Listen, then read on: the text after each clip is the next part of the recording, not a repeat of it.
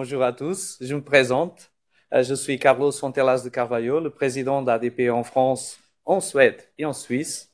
Et je suis très heureux de vous accueillir pour cette conférence consacrée à l'inclusion des communautés LGBTQ+ en entreprise. Je suis très fier d'accueillir aujourd'hui les responsables de diversité et inclusion de deux de nos plus grands et importants clients en France, Madame Héloïse Chéreau de Carrefour et Madame Laurence Vigneault de Sodexo. Merci beaucoup d'être avec nous.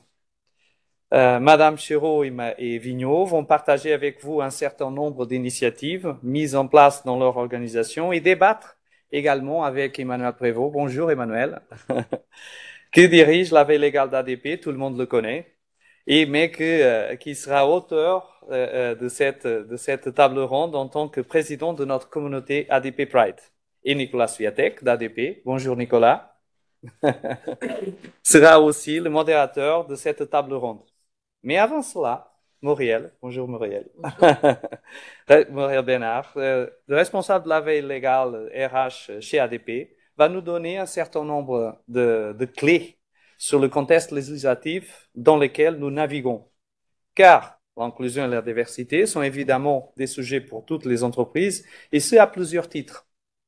Évidemment, nous voulons tous que nos entreprises soient des lieux dans lesquels que nos collaborateurs puissent se sentir bien, d'être eux-mêmes, s'épanouir pleinement, même si beaucoup a déjà été fait ces dernières années. Nous verrons qu'il est toujours possible de mieux faire, et c'est un des objectifs de ces échanges. Partager des bonnes pratiques, de voir comment nous pouvons mieux avancer ensemble. Nous savons aussi que les entreprises les plus diversifiées sont les plus performantes. C'est une évidence. C'est de l'action au quotidien, de nombreuses communautés avec parfois des points de vue différents, que naît l'innovation, que les bonnes idées apparaissent. Et c'est dans notre intérêt de tous, de la direction, des collaborateurs, des managers, de tous, de tout mettre en œuvre pour attirer et retenir nos talents qui viennent de tous les horizons et comme on a besoin d'eux. Mais la diversité des équipes n'est que la première étape. Ensuite, nous devons veiller à l'inclusion de tous, faire en sorte que chacun soit entendu, écouté, que tous se sentent avec la possibilité de donner les meilleurs d'eux-mêmes. Et ça, c'est très important. Parce qu'encore une fois, dans une atmosphère détendue où chacun se sent à l'aise, on doit dire, et on dit souvent, c'est déjà presque un cliché, la diversité, c'est inviter tout le monde dans la fête, dans la danse, mais l'inclusion, c'est aller faire tout le monde danser. Je dirais même faire tout le monde danser et être heureux dans cette danse. Que tout le monde soit senti qu'il y a une valeur ajoutée à donner. Parce que c'est finalement ça que va faire quand tout le monde, quand sort ou quand rentre tous les jours dans l'entreprise, se sent bien.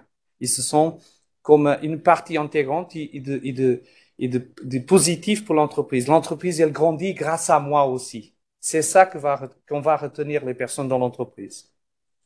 Et donc, en tant que chef d'entreprise, les directions de ressources humaines, de la diversité et inclusion, ont un rôle essentiel à jouer sur la première étape et garantir cette même diversité, autant que pour qu'une entreprise soit vraiment inclusive. C'est l'affaire de tous, encore une fois, de la direction, des managers, des contributeurs individuels.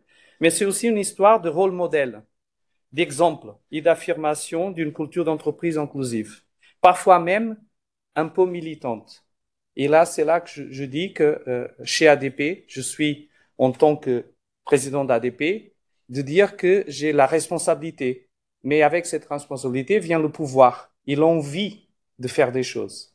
Parce qu'avec ce pouvoir, je sais que je vais pas me cacher derrière des excuses d'un grand groupe, de dire que je ne peux pas faire des choses. Oui, je peux faire des choses. Oui, la direction peut faire des choses. Oui, tous ensemble, on peut faire des choses. Et on va le faire. Et on est en train de le faire. Et Emmanuel le sait qu'on est en train de le faire et que je serai heureux d'écouter, de sentir comment ça se fait dans des autres entreprises aussi, parce que on joue un rôle très fort. Et là, je le personnifie avec ce pouvoir que la mission d'être président de cette entreprise me donne.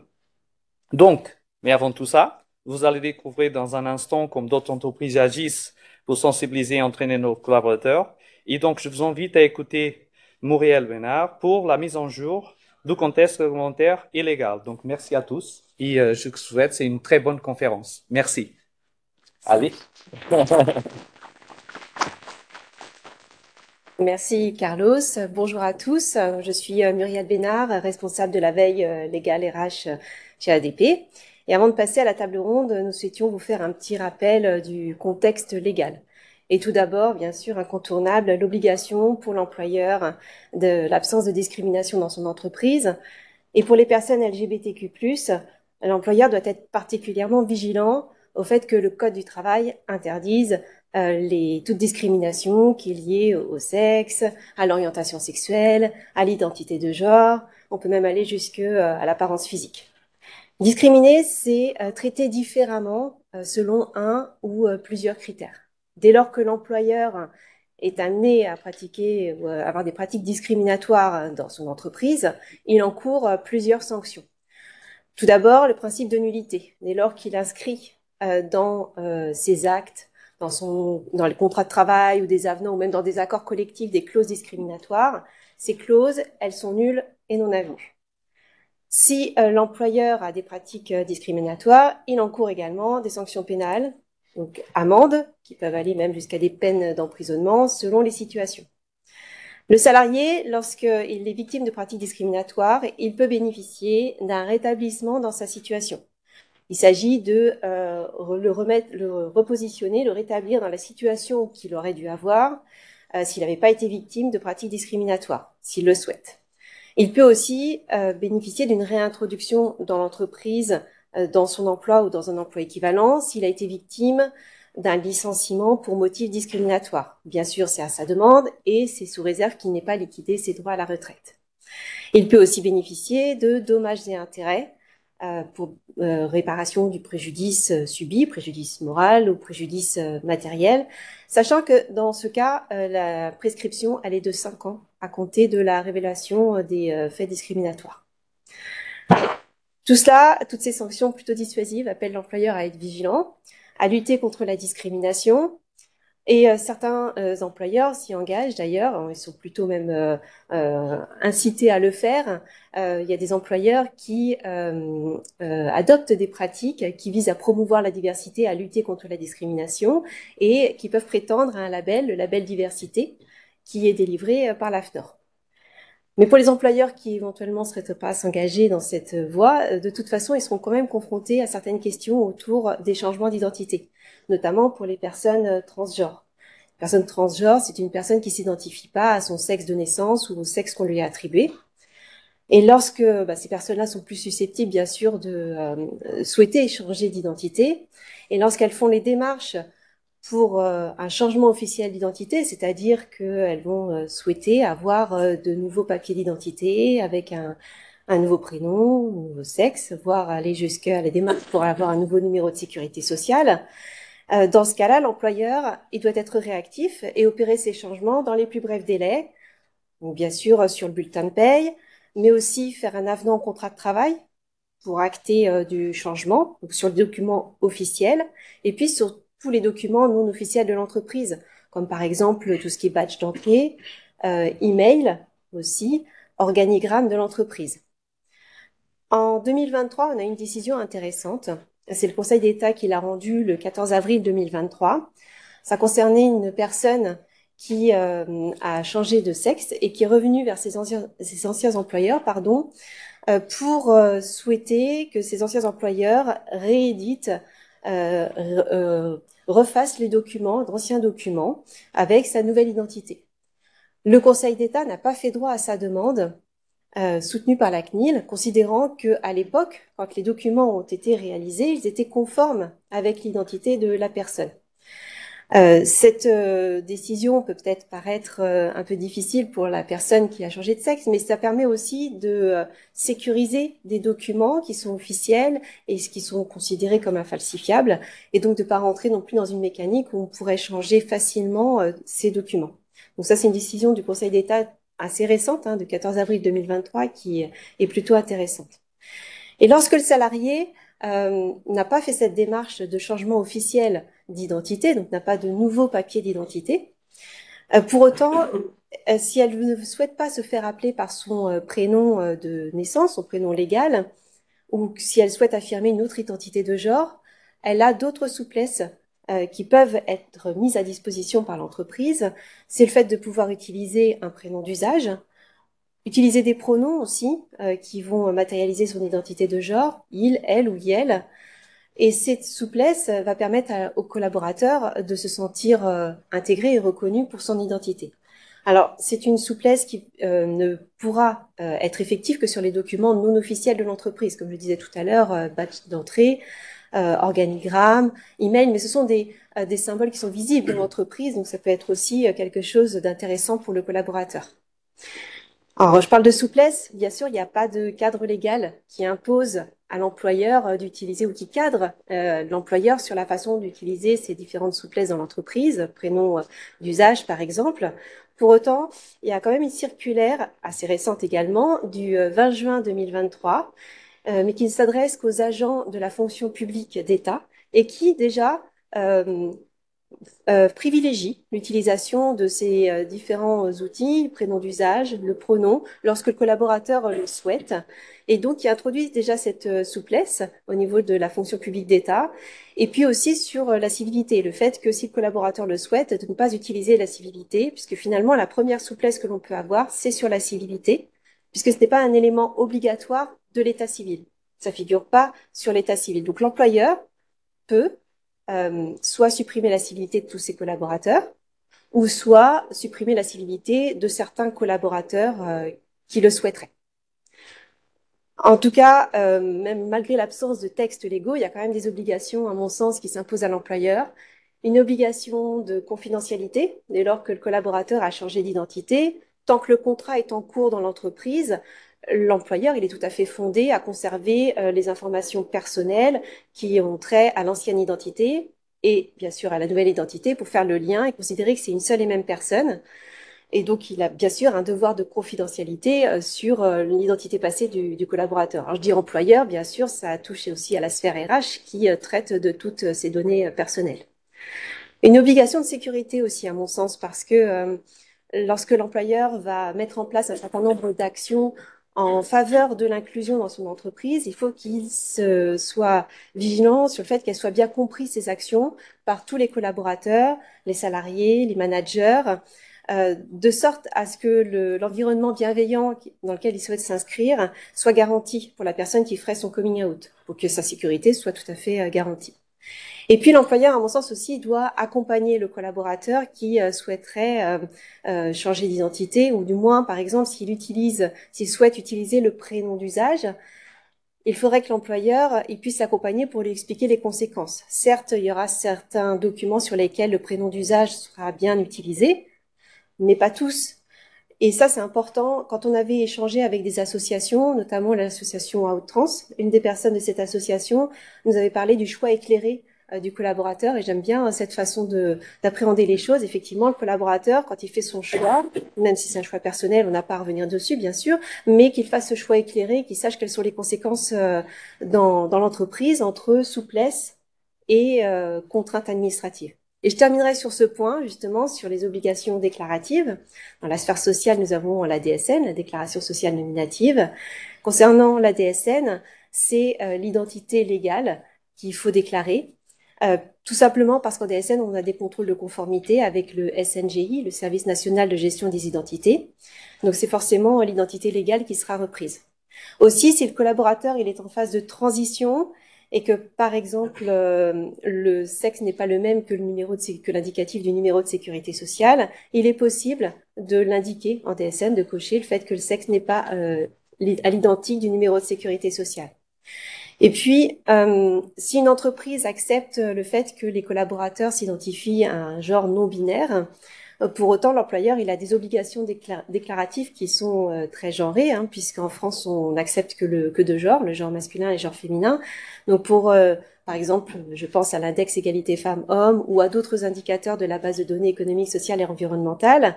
Dans ce cas-là, il n'y a pas de règles légales qui sont à poser, mais à mon sens, d'une façon pragmatique, il convient de se référer à l'indicatif du numéro de sécurité sociale qui a été attribué au collaborateur quand il est rentré dans l'entreprise.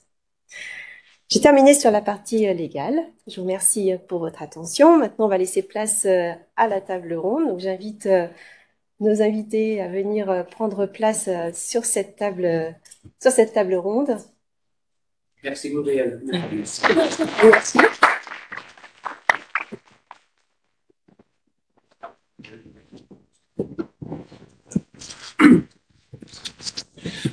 Bonjour à tous.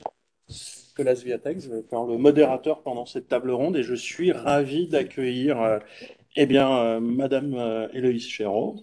Je vais peut-être vous laisser vous présenter rapidement. Bonjour, merci Nicolas. Bonjour à tous. Donc, Héloïse Chéreau, je suis responsable diversité et inclusion pour le groupe Carrefour. J'ai le plaisir d'avoir dans mon périmètre de responsabilité tout ce qui est promotion de la diversité, de l'égalité des genres et de l'inclusion de la communauté LGBT+. Ça représente tout ce qui est animation d'une communauté internationale et la lutte contre les stéréotypes et la discrimination, bien évidemment. Et encore une fois, bienvenue chez ADP, Madame Laurence Vigneault. Oui, bonjour à toutes et tous. Merci de m'avoir invité à cette table ronde. C'est avec grand plaisir que j'y participe. Donc moi, je suis Laurence Vigneault, responsable diversité et inclusion pour Sodexo en France. Donc avec 5 thématiques qui composent notre politique. Tout ce qui concerne l'égalité professionnelle, mixité, tout ce qui est génération, le handicap, la diversité sociale et culturelle et l'orientation sexuelle et l'identité de genre. Et dans ce cadre, je pilote et je coordonne aussi notre réseau Sodexo Pride France, qui existe, mais j'en parlerai un petit peu plus tard, qui existe depuis maintenant quasiment 10 ans. Emmanuel Prévost. Bonjour à toutes et à tous. Alors moi, j'ai plusieurs casquettes au sein d'ADP. La première, c'est évidemment de superviser le pôle veille juridique et modélisation au sein d'ADP France. J'ai par ailleurs la responsabilité aussi de l'association des éditeurs en matière de paye RH et fiscalité qui s'appelle la SDDS et qui regroupe la majorité des éditeurs en la matière. Et puis depuis maintenant 2 ans, je préside le BRG Pride. Et voilà, et c'est un vrai bonheur d'être avec vous et merci pour votre présence. Alors moi, je voudrais déjà qu'on commence peut-être par une présentation en fait du contexte dans vos entreprises respectives qui vous ont amené à prendre le sujet de créer des communautés Pride, des communautés dédiées aux communautés LGBTQ+. Voilà, comment est-ce que ça a commencé? Comment cette histoire a démarré? Allez, peut-être vous, Madame. Oui, je veux bien commencer, pas de souci. Alors, on vient d'en parler, il y a déjà le contexte juridique. L'orientation sexuelle, l'identité de genre, c'est une discrimination au même titre que d'autres sujets discriminants. Et clairement, dans nos politiques donc de diversité, on reste très soucieux de cette thématique. Mais il y a aussi d'autres raisons que strictement l'aspect juridique, et c'est plus ça. Que la conformité. Voilà, exactement. Et en l'occurrence, chez Sodexo, on est un groupe qui a été créé en 1966 par un monsieur qui s'appelle Pierre Bellon. Et à l'époque, on a retrouvé un discours, peut-être une année après sa création, où il parlait déjà de diversité et d'inclusion. Alors avec les termes de l'époque, évidemment, c'était pas comme aujourd'hui aussi dicté de la même manière, mais c'était déjà ça. Donc c'est vraiment dans notre ADN depuis toujours. C'est pas du tout entre guillemets un effet de mode ou comme vous disiez à l'instant sur l'aspect juridique. C'est aussi des valeurs d'entreprise intrinsèques à l'entreprise et dans le cadre de sa croissance. Et puis parce que aussi, et c'est peut-être une troisième raison que j'ai envie de donner, c'est qu'aujourd'hui on se doit et on veut être le reflet de nos clients. Et on a énormément de clients et comme vous, on a un certain nombre de clients chez qui on intervient et on se voit pas être pas diverses, sachant que nos propres clients le sont. Donc on se doit, à mon sens, d'être aussi à l'image de nos clients. Et côté Carrefour, Héloïse. Alors je vais vous rejoindre sur certaines choses. Moi, je dirais que déjà Carrefour, c'est l'un des premiers employeurs privés de France. On accueille plus de 80 millions de foyers dans nos magasins tous les ans et dans le monde entier. Donc, quelque part, ça relève d'une responsabilité d'entreprise et de société que de promouvoir cette diversité et de prendre à bras le corps les sujets qui sont ceux de l'inclusion. Aussi, je dirais que, comme vous le dites, on a toute notre clientèle forcément représente la société dans son intégralité. Donc, bien que ce soit des valeurs et une responsabilité, il y a aussi le fait que représenter tous ces clients dans leur diversité et leur différence, c'est un avantage compétitif réel. Donc c'est pas seulement voilà pour bien faire, c'est aussi parce que c'est des sujets qui sont prouvés comme étant des sujets de performance. Et donc pour notre business. Aussi, je dirais qu'il y a quand même le côté, c'est un facteur d'attraction et de rétention des talents aussi, de pouvoir avoir des équipes, des profils qui ont toutes ces différences, tous ces différents points de vue et ces différentes compétences, qui est vraiment quelque chose qui fait que depuis la création de Carrefour, la diversité est vraiment au cœur du projet social. Je dirais que dernièrement, on a eu une réelle accélération. Alexandre Bompard, notre PDG, a inscrit cette dimension, cette volonté de renforcer l'inclusion au sein de son plan stratégique. Donc forcément, on en parlera plus tard, mais une telle impulsion, ça donne des moyens. Et donc, ça permet d'agir. Après, pourquoi le sujet LGBT quand on voit les chiffres, les actes LGBT-phobes, la discrimination qui peuvent apparaître dans l'entreprise, c'est une évidence que les entreprises ont un rôle à jouer et doivent se déployer des moyens pour que les choses soient vraiment inclusives au quotidien dans leurs équipes. Alors là, c'est un peu bizarre parce que je pose une question à laquelle je connais la réponse, mais pas forcément tout notre auditoire. Donc Emmanuel, est-ce que tu peux nous dire comment ça a commencé chez nous? Alors, ça a commencé d'abord aux États-Unis. Faut être conscient des choses. Depuis 15 ans, en fait, la communauté Pride au sein d'ADP existe aux États-Unis, avec d'ailleurs un acteur très connu et reconnu pour son militantisme aux États-Unis, notre ancien directeur financier qui, en effet, avait fait émerger cette communauté au sein de nos équipes américaines. Mais je dirais c'est surtout sur la partie France, le fait que notre président Carlos depuis quelques années maintenant, milite pour cette diversité. Et donc le moment était venu aussi de pouvoir lancer ce BRG sur le territoire français avec nous aussi, on n'a pas 80 millions de consommateurs qui viennent, mais on fait quand même 3 millions de bulletins de salaire par mois. Et ça veut dire que derrière ces bulletins de salaire se cache nécessairement une diversité. Et pour être en capacité aussi de mieux l'intégrer, de mieux la traiter aussi finalement dans nos métiers, bah, c'est important aussi de pouvoir partager ces sujets-là. Je dirais aussi en tant qu'entreprise, en fait, s'occuper et se préoccuper du bien-être des collaborateurs LGBTQ+ en entreprise, c'est simplement se préoccuper du bien-être au travail, de la bienveillance, de la confiance que l'on peut faire émerger dans l'entreprise. Et ça, finalement, c'est central dans une entreprise, hein, c'est le travail d'une direction, c'est aussi le travail d'un manager.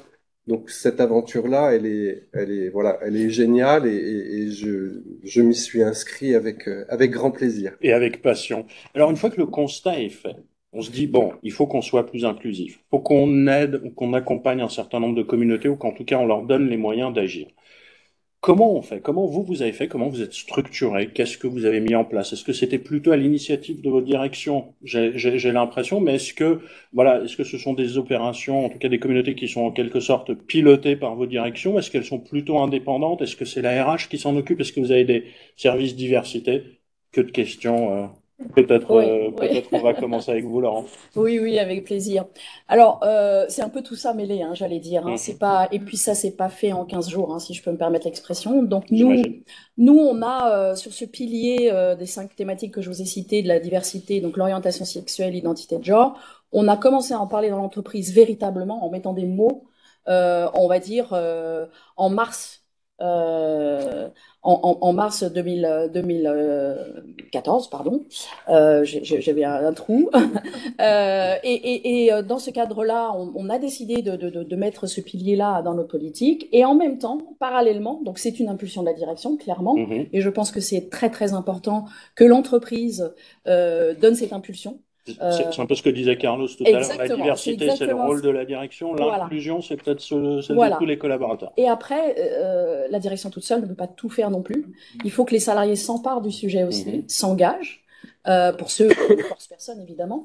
Et en fait, en même temps qu'on avait lancé ce pilier de la politique, on a aussi créé dans le même temps notre réseau, Sodexo Pride France. Donc, c'est vraiment concomitamment que nous avons mené ces deux choses qui sont à la fois semblables et différentes, donc, mais très complémentaires.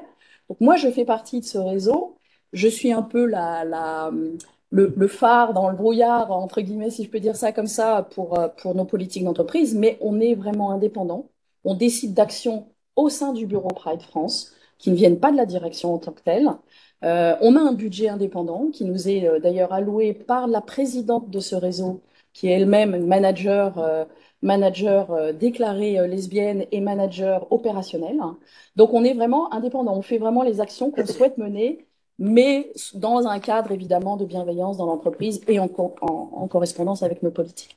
Donc voilà. Et on a aujourd'hui une dizaine d'années de pratique. Et c'est vrai qu'on a commencé. Alors on a commencé d'abord, le tout début, c'est de parler du sujet, sensibiliser sur la thématique, parce que on va le dire, on a fait face quand même à quelques réticences au départ, d'incompréhension aussi de pourquoi on parle de ce thème-là dans l'entreprise. D'ailleurs, encore aujourd'hui, j'ai quelques réflexions de mais pourquoi l'entreprise se part de ça. On y reviendra. Ouais. Mais chez Sodexo, vous avez notamment la particularité d'avoir énormément de vos collaborateurs qui ne sont pas dans vos locaux. Exactement. Est-ce qu'il y a une façon spécifique en fait de les contacter, de les adresser, de les mobiliser, de les engager? Alors c'est toute la difficulté, effectivement, et d'ailleurs pas que sur cette thématique-là, hein, sur tout en général. On est à peu près en France un peu moins de 30 000 salariés répartis sur 7 000 sites, donc chez nos clients, donc qui plus est pas chez nous. Alors on a quelques grands centres administratifs, hein, Siège Social France par exemple, où on cumule un certain nombre de salariés, mais autrement on a l'ensemble de nos collaborateurs qui sont chez les clients, et ça c'est toute la difficulté. Donc on recherche des idées, des façons novatrices de parler du sujet. Ça fait une dizaine d'années qu'on fait un certain nombre de choses et on est toujours aujourd'hui avec cette optique de rechercher une nouvelle façon de parler du sujet pour se renouveler nous et puis pour continuer à capter l'attention et sensibiliser nos collaborateurs. Mais c'est clairement un de nos... petit sujet. C'est un petit sujet, ouais, et pour lequel on n'a pas de baguette magique malheureusement. Et Héloïse, côté Carrefour, vous êtes structurée comment? Alors, côté Carrefour, je dirais, je vous rejoins, hein, l'impulsion de la direction, elle est primordiale. Donc, ça, c'est sûr que pour avoir les moyens, pour avoir la dynamique, cette impulsion de la direction, elle est primordiale et elle doit être publique et elle doit être visible. Donc, comme vous disiez, pouvoir atteindre tout le monde avec ce message, c'est pas évident. Et c'est pour ça que ça nécessite vraiment un engagement. Alors, nous, côté Carrefour, on avait déjà souhaité montrer en fait ce soutien visuellement, tout simplement avec les logos Carrefour qui ont été mis aux couleurs des arcs-en-ciel le long de la marche des fiertés parisiennes. Donc, première étape, et ça, c'est quelque chose qu'on fait depuis quelques années. Et également, je dirais, un point important, c'est de s'allier avec les experts du domaine. C'est-à-dire que nous, Carrefour, voilà, c'est notre métier, c'est d'avoir des magasins. Et donc, vraiment pouvoir s'associer avec des associations spécialisées. Donc, voilà, s'engager via une charte, tout simplement, prendre des engagements. Et ensuite, ça permet de s'assurer d'avoir des actions concrètes et utiles. Et de savoir s'organiser. C'était des sujets qui jusqu'à présent étaient portés par la DRH chez Carrefour. Et comme je le disais, l'année dernière, on a vraiment eu cette accélération sur la diversité et l'inclusion avec la création d'une nouvelle direction qui s'appelle la direction de l'engagement, qui couvre également tout ce qui est solidarité et la RSE. Et donc, il y a un nouveau pôle qui a été créé, qui est dédié à la diversité et l'inclusion, qui s'appelle le pôle diversité et inclusion, sans surprise. Donc une accélération chez vous. Voilà, une accélération à ce niveau-là. Et donc, effectivement, là, le côté engagement des collaborateurs a vraiment pris toute sa place. Et ça change la vie d'avoir une direction dédiée, des personnes qui se focalisent vraiment sur ces thématiques d'inclusion plutôt que d'avoir ce sujet-là porté par la RH? Alors, je dirais que ça apporte une dynamique différente. Parce que c'est vrai que sur les sujets RH, voilà, on a énormément de sujets qui sont forcément très importants également. Et il y a pas le même état d'esprit. Nous, on est vraiment là pour impulser, aller rechercher dans l'innovation et pousser aussi la DRH pour pouvoir, on travaille bien sûr main dans la main avec la DRH, mais je dirais que on est une forte impulsion d'innovation en tout cas. On essaye vraiment d'aller chercher des nouvelles idées, de mettre en place plus de choses. Donc je dirais que oui, ça fait une grosse différence. Et côté ADP, Emmanuel, donc tu disais que ça avait commencé aux États-Unis, que c'est les États-Unis qui étaient vraiment moteurs. Et ensuite, comment ça s'est déployé à l'international et en France en particulier? Alors, sur la partie France, c'est plus récent, puisqu'on fêtera au mois de mars nos 2 ans d'activité du BRG Pride au sein de nos équipes.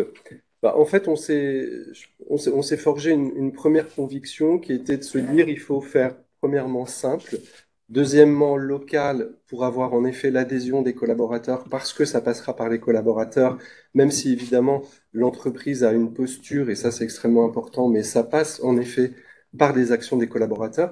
Et puis la troisième chose, c'est d'ancrer cette diversité et cette reconnaissance de la diversité au quotidien. Donc les actions qu'on a pu mettre en œuvre qu'on met en œuvre sont des actions qui tournent autour de ces 3 angles principaux, qui visent à vraiment, en fait, quand on regarde les statistiques, alors on a lancé un baromètre au sein d'ADP, mais globalement, on sait qu'à peu près un collaborateur sur 2 LGBT est visible en entreprise. Donc l'idée, c'est naturellement pas de faire du prosélytisme pour un coming out, c'est-à-dire que si un collaborateur souhaite le faire, bien sûr, il faut créer cette sphère de confiance autour pour que ça puisse se faire et que surtout le collaborateur se sente mieux à l'aise dans l'entreprise s'il a besoin de faire ça. Donc toutes nos actions en fait visent à faire émerger cette sphère de confiance, faire que tous les collaborateurs d'ADP prennent conscience que évidemment il y a des collaborateurs LGBTQ+ dans l'entreprise et que à ce titre-là, il y a un certain nombre de devoirs qui sont nécessaires de faire respecter dans l'entreprise. Et puis aussi mobiliser, j'imagine, puisque nous, on a nettement moins de sites que vous chez Sodexo, évidemment, vous chez Carrefour aussi, mais on a quand même plusieurs agences aussi en région, et donc là, il y a aussi un sujet pour trouver des référents un peu partout sur tous les sites. Oui, alors concrètement, comment ça s'est passé? On a fait un lancement de cette communauté, et puis derrière, par rapport à ce lancement, en fait, on a constitué ce qu'on appelle chez nous une core team, donc qui aujourd'hui regroupe 14 personnes, et on a tout simplement 45 minutes de réunion tous les 15 jours, donc on voit bien que c'est relativement agile et que, j'allais dire en termes de temps, c'est pas énergivore. Par contre, on va phosphorer, on va brainstormer sur des actions qu'on peut imaginer pour faire émerger en effet cette confiance autour des collaborateurs au sein de l'entreprise. Et on prend, enfin j'espère en tous les cas, moi je prends en tous les cas un plaisir immense. C'est super. Mais je voudrais quand même parler de sujets qui fâchent un peu. Madame Vigneault, tout à l'heure, vous disiez qu'il y avait quand même eu un certain nombre de réticences au début, peut-être qui perdurent, peut-être pas. Comment est-ce que vous les avez adressées? Comment vous avez fait face à ces difficultés? Puis je vous poserai évidemment la même question après. Alors oui, au tout départ, quand on a lancé ce nouveau pilier et qu'on est venu parler dans les différents comités opérationnels, fonctionnels, auprès des partenaires sociaux, on n'a pas toujours eu un accueil bras ouverts. Et avec, en plus, faut se remettre un peu dans le contexte d'il y a 10 ans en arrière. On était quand même pas tout à fait dans le même contexte. Et c'est ce qui est absolument rassurant, c'est que quand même on voit les évolutions, même en 10 ans de temps. Donc aujourd'hui, on pourrait plus entendre certaines réflexions qui ont été faites pendant ces présentations. Et le sujet était particulièrement, on va dire, en première page de l'actualité il y a une dizaine d'années. Avec le mariage pour tous. Oui, et en plus, voilà, exactement. Ça a coïncidé en plus dans le contexte de la société civile à une période où aussi on a entendu et les paroles se sont libérées dans les deux sens, à la fois pour la communauté LGBT+, mais aussi les personnes qui sont contre ça. Et donc effectivement, ça a créé une émulsion parfois un peu violente dans les paroles. Pour autant, on a persisté et signé, j'allais dire. On a continué dans notre conviction, dans la politique de l'entreprise, et ça nous a même redoublé d'efforts pour dire, bah, ça veut bien dire qu'il y a un sujet. C'est au contraire la preuve que c'est un sujet. En rappelant alors l'aspect juridique, en rappelant aussi que effectivement, parce que c'était une grande partie des détracteurs de dire mais c'est un sujet privé, pourquoi on le traite dans l'entreprise? Et auquel cas, je dis souvent, mais si c'est un sujet privé, à ce moment-là, pour les personnes hétérosexuelles, il n'y a pas à avoir la photo du mari ou de la femme sur le bureau au même titre que tu me dis que tu veux pas savoir que cette personne est homosexuelle. Donc à force de marteler que c'est un sujet dont s'en parle l'entreprise, mais à juste titre, au même titre que le racisme, au même titre que plein d'autres, le sexisme ordinaire, etc., etc. Voilà. Donc aujourd'hui, on est arrivé à un stade où on est, je pense, et c'est pour ça que je dis souvent qu'on est suffisamment mature aujourd'hui pour parler de ces sujets de manière vraiment normale, j'allais dire, au même titre que d'autres sujets. Donc ça, c'est vraiment une victoire, je pense. C'est donc l'impulsion de la direction. Aussi, j'en ai pas parlé tout à l'heure, mais la signature de la charte de l'autre cercle, qui a quand même marqué un point de départ. Clairement, on l'a re-signé, donc on a refait une communication. Donc c'est un engagement fort. Et d'ailleurs, on a parmi les partenaires l'autre cercle qui nous aide beaucoup sur un certain nombre d'actions. Et notamment en baromètre aussi, on regarde et on suit l'évolution du sujet dans l'entreprise à travers le baromètre. Les rôles modèles sont très importants. Je vous ai parlé tout à l'heure de notre présidente du réseau qui est ouvertement lesbienne. Et voilà. On reviendra dans un instant là-dessus. Oui, pardon, je suis. Non, mais pas de souci, pas de souci. Je suis bavarde.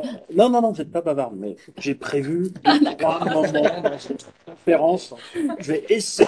Voilà. Vous avez raison, vous avez raison. Je C'est pour, pour notre collègue qui gère la technique. Oui, On commence à changer le plan. Ça va être plus compliqué. Non, blague à part. Il y a un sujet, effectivement. Vous nous dites que c'était considéré comme un sujet plutôt privé, mais finalement, vous vous rendez compte, avec le recul, que ce sujet-là, il faut le sortir du placard. Il faut vraiment le poser sur la table. Il faut en discuter. Et c'est avec la discussion que les mentalités évoluent, puisque j'imagine, si vous en êtes là où vous êtes aujourd'hui, c'est qu'en 10 ans, vous avez fait des progrès considérables. Exactement. Et notre seul objectif, comme je le dis souvent aussi, c'est pas de convaincre les gens dans ce qu'ils ne veulent pas penser ou ce qu'ils sont dans leur vie personnelle et privée. C'est de dire, dans le contexte de l'entreprise, voilà les règles et les valeurs de l'entreprise, et que toute personne qui se comporterait en inadéquation avec ces valeurs-là se met hors jeu. Et il en a totalement conscience, puisque c'est affiché ouvertement comme des politiques d'entreprise bien identifiées, bien estampillées avec les différents sujets. Donc voilà. Donc on cherche pas à convaincre les gens de changer d'idée si les gens sont avec certaines idées. On dit simplement que dans le monde de l'entreprise, le respect de la différence. Eux, ils sont eux-mêmes une différence sur un autre sujet, sans doute. Donc, ils aspirent au respect. Inversement, ils doivent ce respect à toute autre personne, même si c'est pas dans leurs convictions. Et ça, on est très soucieux de créer ce climat, j'allais dire, sécure.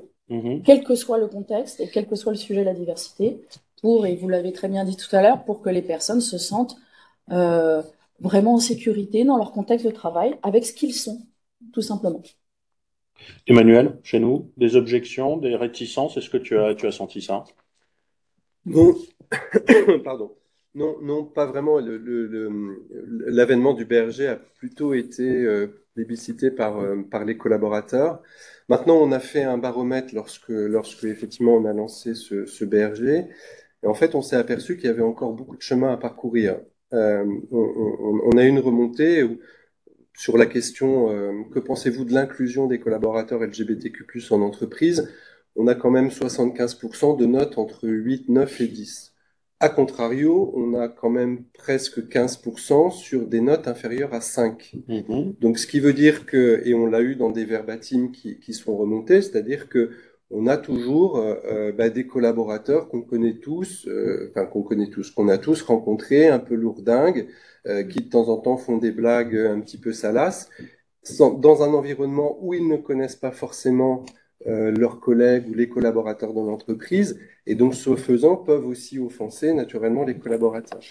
Donc ça c'est important aussi, et c'est important notamment pour les managers, de faire passer des messages en effet en équipe, de rappeler la posture de l'entreprise par rapport à cette inclusion des collaborateurs. Puis il y a des trucs vraiment très simples, c'est-à-dire qu'en réunion d'équipe, c'est vrai qu'un manager ne connaît pas forcément toute la vie privée de ses collaborateurs, mais dans une notion de bienveillance, il peut très bien dire, ben voilà, si vous avez besoin d'un quart d'heure pour aller récupérer votre compagne ou votre compagnon à la gare, ben, n'hésitez pas à m'en parler. Et en fait, ça permet aussi de lancer une perche à ceux qui veulent l'apprendre pour avoir un dialogue le plus ouvert possible, en transparence si besoin est. Donc voilà, il y a des petites techniques qui permettent d'instaurer cette sphère de confiance au sein des équipes. Nous, on a par exemple aussi publié chez nous un guide du langage inclusif dans lequel on précise qu'en fait, on fait pas la police de la pensée. C'est pas une novlangue qu'on invente, mais on dit simplement à l'ensemble de nos collaborateurs managers qu'il y a des expressions qu'il vaut mieux bannir de l'espace commun parce que juste elles peuvent être offensantes, même si on s'en rend pas compte. Et là, ça concerne pas uniquement comme les LGBTQ+, mais voilà, l'ensemble des diversités. Le dialogue de sourds, quand vous avez un malentendant, c'est pas forcément le truc qui passe super bien dans l'entreprise. Et on n'est pas obligé d'utiliser ces expressions-là, donc on peut les bannir. D'ailleurs, je crois que chez vous aussi, vous avez mis en place un outil de ce type-là, Héloïse. Tout à fait, un guide de l'inclusion LGBT+. Alors nous on a vraiment eu un souhait de pas être comme avec tous les sujets de diversité, de pas être dans un discours culpabilisateur. Parfois il y a des choses auxquelles on ne pense pas, mais c'est vrai que c'est important de pas partir du principe que tout le monde est hétérosexuel, avec une famille. Voilà, c'est important d'avoir un état d'esprit ouvert quand on parle aux autres, parce qu'effectivement on connaît pas leur vie personnelle. Et donc là, l'idée, c'était de dire, bon, c'est peut-être des sujets que vous connaissez pas, mais nous, en tout cas, on va vous donner la directive de Carrefour. Donc, aussi bien pour les personnes qui avaient besoin de reprendre ce message et de connaître tout simplement les comportements qui sont admis, ok, et ceux qui ne sont pas acceptables dans un environnement de travail chez Carrefour. Et vous avez eu des objections que vous avez dû Alors adresser? jusqu'à présent, non. Ok, On n'a pas eu d'objection, donc super. c'est que ça a été assez bien reçu. C'était très important justement ce que je disais, cet état d'esprit, ce discours de positivité. Voilà, ça n'a pas été tourné comme quelque chose de négatif. Juste voilà ce qui est attendu de vous, voilà ce qu'on peut faire, voilà ce qu'on peut pas faire, et essayer d'aider les collaborateurs au mieux plutôt que d'être dans un discours très très négatif et un peu stigmatisant finalement pour cette communauté qu'on essaye d'aider au contraire. Et si j'ai bien compris, chez vous aussi, en fait, cette notion de collaborateur de réseau, elle est super importante. Bon, c'est aussi le Oui. cas dans les autres entreprises. Mais justement, alors, quel est le rôle de ce réseau? Comment est-ce que vous voyez leur importance? À quel point vous vous reposez sur les réseaux? Parce que, évidemment, il y a une part de communication top-down, des initiatives qui viennent de la direction, mais j'imagine que vous avez aussi des choses qui remontent de la base. Tout à fait. Alors ça, je dirais que c'est quelque chose sur lequel on met l'accent de plus en plus aujourd'hui. Donc comme on disait, forcément top-down, mais c'est pas le PDG du groupe qui va être dans la réserve en train de dire à quelqu'un, fais pas cette blague-là, c'est pas inapproprié. Regarde, tu viens de blesser la personne. Mhm. Et donc ça, c'est quelque chose qui est là, ça relève de la responsabilité de chacun. On a tous des niveaux de maturité différents sur différents sujets, c'est normal. Et donc l'idée, c'est que les personnes, alors ça, c'est pareil pour tous les sujets de diversité, mais qui vont avoir une sensibilité particulière sur un sujet, des connaissances sur un sujet, sont vraiment une valeur très précieuse pour l'entreprise et pour porter ces sujets. Je dirais à 3 niveaux. Le premier, c'est justement pour pouvoir donner davantage de visibilité à ces sujets-là, pouvoir libérer la parole, que les personnes concernées qui connaissent puissent parler aux autres, et aussi pour orienter nos actions. La diversité et l'inclusion, c'est pas 4 personnes dans un bureau. Pour moi, ça me fait plaisir de faire un guide parce qu'il est joli, mais aussi faut que ça soit concret et que ça ait un vrai impact sur les personnes. Donc orienter nos actions vers quelque chose de concret et d'utile, ça c'est très très important, et je pense que le feedback qu'on reçoit via ces réseaux est très important. Aussi, je dirais que aujourd'hui ça répond aussi à une quête de sens de nos collaborateurs.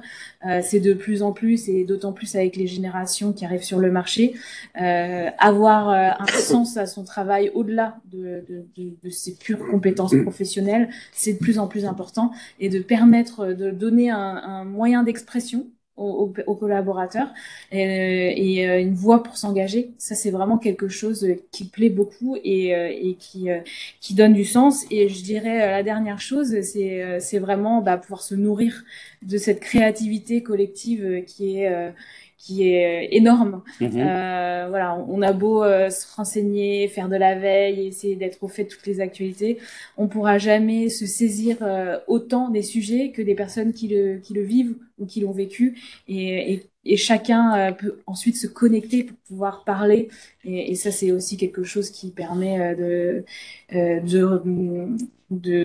aux collaborateurs de se sentir plus inclus et mieux dans leur travail au Vous quotidien. êtes en train de nous dire, engagez-vous, vous soyez concernés ou juste alliés, vous verrez du pays, vous allez participer à des brainstorming, vous allez faire des trucs chouettes, vous allez vous éclater, quoi. Tout à fait. Et ça marche vraiment. Bah, en tout cas, c'est vraiment le retour qu'on a nous. Eh ben, super. Forcément, les gens qui s'expriment sur le positif sont plus nombreux que ceux qui vont s'exprimer sur le négatif. Les gens qui sont pas, nous c'est vraiment des communautés sur la base du volontariat, donc les gens qui sont contre, bah, tout simplement ne sont pas dans ces communautés. Et donc là c'est vraiment que du positif et ça permet de. Moi j'ai le plaisir de l'animer au quotidien. C'est beaucoup de positivité. Donc, pareil chez vous? Oui, je vais dire Pareil. exactement pareil. Oui, Ouais, oui, important plaisir du partagé. réseau. Oui, absolument. C'est même des moments de conviviaux, quoi. On se retrouve, on a plaisir à se retrouver. Alors c'est souvent par Teams parce qu'on est un peu disséminé partout. Bah Voilà, oui. par définition, comme je l'ai dit tout à l'heure. Mais on a vraiment un bureau Pride, on l'appelle le bureau Pride, très soudé, très complémentaire, avec des personnes plutôt jeunes, des moins jeunes, dans tous nos types d'activités. Donc, on vit aussi la diversité au sein même du bureau Pride France, et c'est très important parce qu'on est toujours plus intelligent à réfléchir à plusieurs cervelles différentes, comme je dis souvent, et avec des actions de tout type, c'est-à-dire autant conséquentes que des petites actions. Il n'y a pas de petites ou grandes actions. Tout ce qui contribue à parler du sujet, moi, ça me va parce que en fait, les personnes réfractaires qui restent aujourd'hui sont des personnes qui voudraient ne plus parler du sujet et invisibiliser le sujet. Alors et qu'il notre faut le sujet. sortir du placard. Alors qu'il faut au contraire. Le Et sujet, nous, hein. on dit toujours, il faut occuper la place. Je le dis comme ça au sein du bureau Pride, parce que si on n'en parle pas, ça devient un non-sujet. Et ça, c'est vraiment l'objectif que l'on a, c'est de continuer, quelle que soit la manière, quelles que soient les actions, à toujours parler du sujet pour éviter d'invisibiliser ce sujet-là, qui par définition est déjà une différence invisible, Ouais. et qui du coup nécessite effectivement de tout le temps en parler. Mais c'est intéressant ça, parce que moi je me souviens qu'on avait reçu lors d'une autre conférence Emmanuel, Monsieur Jean-Baptiste Marteau, qui disait, je milite pour le droit à l'indifférence. Et comment ça se rejoint? Faut en parler, faut pas en parler, faut que ça soit devenu normal pour qu'on arrête d'en parler. À quel moment on place le curseur, on se dit bon finalement c'est plus un sujet, on n'a plus besoin d'avoir d'équipe dédiée. Bah, j'allais dire, c'est un peu comme les Restos du Cœur, hein. On aimerait tous ne plus avoir besoin d'en parler, mais malheureusement, c'est pas le cas. Et je crois que ça reste encore un marathon, c'est-à-dire que rien n'est gagné. Euh, Là aussi, hein, c'est vraiment, je vous rejoins, c'est comme on dit, la répétition qui fixe la notion. C'est-à-dire que, en fait, ce qu'on voit bien, c'est que c'est aussi le rôle de l'entreprise, parce que malheureusement, dans la société civile, c'est pas toujours très gay-friendly ou LGBTQ+ friendly. Et donc, on a besoin de s'assurer que dans l'entreprise, les collaborateurs vont pouvoir ressentir cette bienveillance. Et ça, c'est vraiment au quotidien que ça doit en effet s'incarner. D'où la nécessité de mettre en place des actions et, comme vous dites, d'occuper le terrain pour faire en sorte que ce soit quelque chose qui vive dans l'entreprise. Et l'entreprise, le risque aussi, alors c'est aussi une richesse, mais c'est un risque, c'est que ces valeurs-là, il faut, à mon sens, et en tous les cas, c'est ce qu'on fait chez nous à ADP, les faire partager dès l'arrivée d'un nouveau collaborateur. Parce que, bien évidemment, ça fait partie de la valeur de l'entreprise et comme toute valeur de l'entreprise, ça doit aussi être abordé au moment du onboarding d'un collaborateur. Je lance juste un petit message. Si vous nous suivez à distance, n'hésitez pas à utiliser le chat pour poser des questions. On en prendra quelques-unes, évidemment tout à l'heure.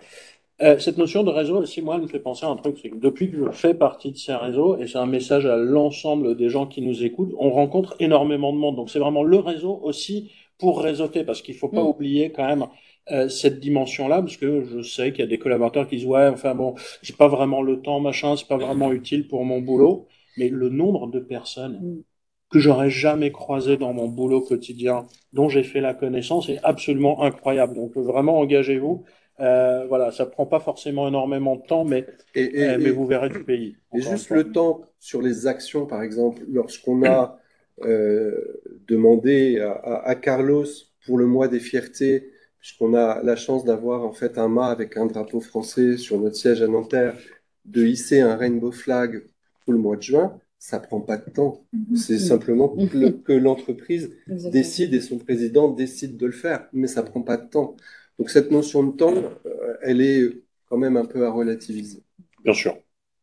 On s'engage avec des niveaux d'engagement divers en fonction des moyens. Je voudrais qu'on parle un peu de rôle modèle, parce que ça me semble être un sujet super important, mais je voudrais qu'on regarde une petite vidéo que vous avez faite chez Carrefour juste avant, et on en parle avec vous. Fabienne Tarenti, depuis 34 ans chez Carrefour et depuis 55 ans homosexuelle. Je pense que si on revient un peu en arrière, dans les années 90, on n'osait pas dire « Je suis très fière avec ma femme de vous annoncer la naissance de mon fils ». C'est beaucoup moins vrai maintenant. J'étais très fière avec ma femme d'annoncer la naissance de ma fille. Donc les choses ont évolué. À chaque fois que j'ai eu l'occasion de le dire, automatiquement, j'ai vu des collègues qui me disaient tout simplement « On s'en doutait ». Ou alors « Merci de ta confiance, merci de partager ce côté intime qui te concerne ». Parce que on a été peut-être maladroit parfois dans nos remarques. Présente-nous ton mari. Où est ton mari? En fait, si vous êtes vous-même, vous allez être dans un discours de transparence, de vérité avec les autres. Et ça se ressent. Je pense que quand on a une différence, quelle qu'elle soit, le fait d'en parler, on se rassure soi-même sur le fait de dire « Regardez, j'ai une différence, mais en ce qui concerne mes compétences, ou ma volonté, mon engagement envers l'entreprise, il est le même que vous tous. » L'engagement pris l'année dernière par Alexandre Bompard avec l'association L'Autre Cercle, pour moi, c'était un déclic. J'avais un devoir de dire, regardez, une carrière peut se construire, même si on est homosexuel, et surtout dans une entreprise comme la nôtre qui montre l'exemple. Être différent ne doit pas être un frein, mais reste une opportunité dans une entreprise qui favorise cette diversité. Et le logo dont vous nous parliez tout à l'heure. C'est important de voir ce genre de vidéo. On a vraiment besoin d'avoir des membres ex-com, des leaders qui s'engagent, qui le disent publiquement. Est-ce que ça aide à libérer la parole ou juste aux collaborateurs qui sont concernés ou juste de dire « Ok, ma boîte est cool, je m'y sens mieux ». Tout à fait. Alors déjà, je voulais remercier Fabienne Tarenti, qui est effectivement membre du COMEX France et qui a été identifiée parmi les 7 rôles modèles de l'entreprise LGBT+, lors de la signature de la charte de l'Autre Cercle. L'idée, c'était vraiment de donner de la visibilité à la communauté. Mais ça a vraiment demandé beaucoup de courage parce que mine de rien, ça relève de l'intime, de parler de sa famille, peu importe son orientation, c'est toujours quelque chose qui demande un réel effort. Et je dirais que là, ça c'est une des vidéos en tout cas qui a eu le plus de succès. C'était vraiment, les réactions ont été fortes et très positives. Vous ne nous l'avez pas suggéré par hasard alors? Non. Alors il y en a d'autres des vidéos comme celle-ci parce que effectivement c'est ce que j'allais y venir. C'est pas, on va pas dire oui il faut qu'on ait un membre de notre COMEX qui soit gay ou transgenre et ensuite on va l'afficher. C'est pas du tout comme ça que ça fonctionne. C'est que voilà il y a des personnalités dans l'entreprise qui vont avoir envie ou pas de parler de ce sujet pour ensuite pouvoir inspirer les autres, pour être valeur d'exemple en fait, pour dire peut-être qu'à un moment ils ont eux eu peur de leur coming out ou ils ont caché leur vie intime pendant longtemps et que du coup ils peuvent partager cette expérience, partager le retour qu'ils ont eu et aider les autres. Et je pense que ça déjà ça a une grande valeur pour nous au niveau de la sensibilisation, au niveau du message que Carrefour envoie, mais aussi pour ces personnes-là qui souhaitent s'engager et aider les autres. Donc, très positif. Et ces rôles modèles, il faut que ce soit absolument des dirigeants ou pas, ou vous essayez de panacher? Comment vous faites ça? Est-ce que vous avez un programme de rôle modèle chez Sodexo? Alors, pas en interne en tant que tel, mais on participe à l'action des rôles modèles de l'Autre Cercle. Et on a été sur 2 années d'ailleurs nominés, et notamment sur la première promotion avec notre présidente de réseau. Alors, pas en tant que tel. Par contre, on a la même façon aujourd'hui de parler du sujet via des vidéos. On a à l'occasion du 17 mai de cette année enregistré 3 vidéos et on veut faire témoigner les collaborateurs. Et, on en verra une tout à l'heure. Voilà, c'est ça. Voilà un exemple. C'est un des exemples qu'on a fait parce que je pense que c'est essentiel de dire que ce sont des vrais gens. c'est pas juste un concept. On parle pas, moi j'ai des gens qui me disent oui, mais chez nous on n'en a pas. Bah si. Et d'abord, tu peux pas le savoir, déjà et d'une. Et deuxième chose, en l'occurrence, si. Donc voilà, c'est très important, outre les méthodes d'aujourd'hui où une vidéo ça passe mieux que 3 slides dans un comité, mais en plus c'est vraiment faire parler les gens sur cette thématique en l'occurrence, mais il y en a d'autres aussi, mais sur cette thématique, pour moi c'est un rôle modèle. Ça montre que ces gens-là, alors ils ont eu le courage ou pas, je ne sais pas, je suis pas. Mais de dire aux autres, si vous avez envie, si vous avez besoin, sachez que c'est possible. Regardez, vous avez des collègues qui en attestent et qui parlent de leur propre situation. Donc, allez-y si vous avez envie. Quelque chose à rajouter, Emmanuel? Non, non, ça a été fait plutôt sous forme de conférence, hein, ce témoignage de collaborateurs de l'entreprise.